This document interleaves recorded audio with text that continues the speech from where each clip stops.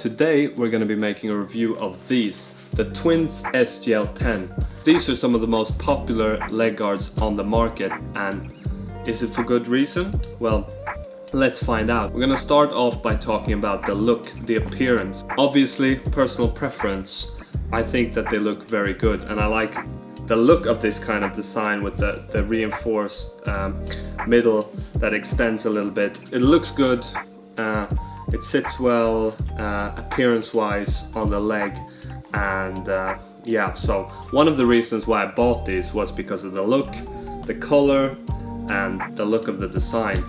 So in terms of just straight up looks, I'm gonna give it a 5 out of 5. Now let's talk about the design. It does have some decent and good ideas when it comes to design. You have this extended part in the middle, which actually works for shock absorption, I feel.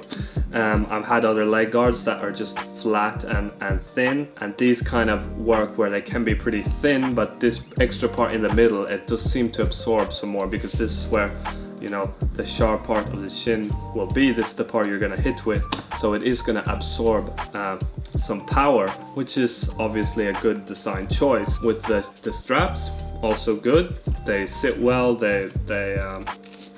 The part here doesn't seem to break apart, and the design, how this part in here, some of these you will get like metal just without the leather around it, which, you know, you can kick, you can get yourself hurt. So I find the design there pretty good as well as this foot part kind of covers a lot of the foot and does a good job for protection. So design wise, I would have to say that it is pretty good.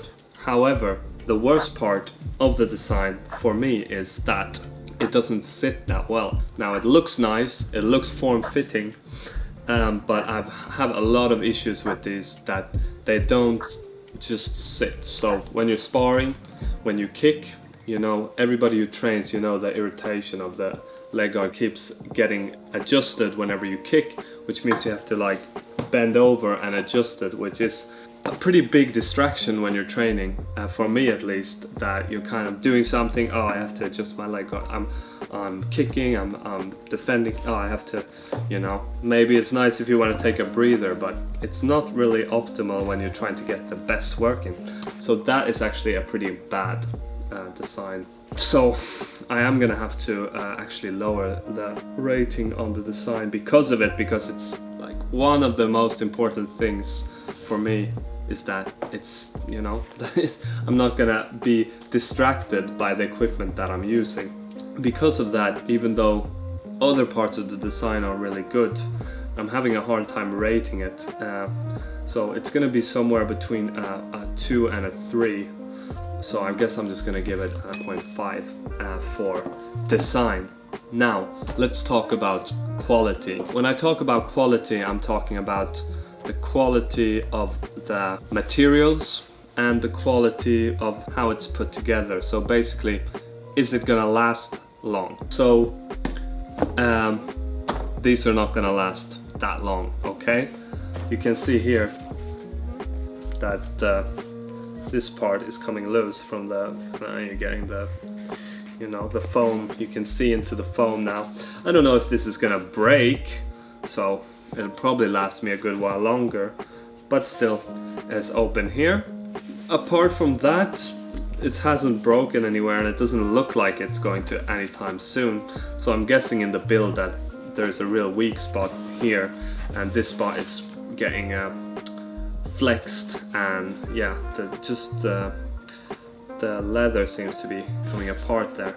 But they're made out of genuine leather, and the stitching, you know, it never comes out anywhere. So the stitching, the leather and everything, I mean, it should last, but you can see down here there is clearly some kind of issue with the design, that it does break at this spot. So because of that, I guess I'm gonna have to give it a 3 out of 5.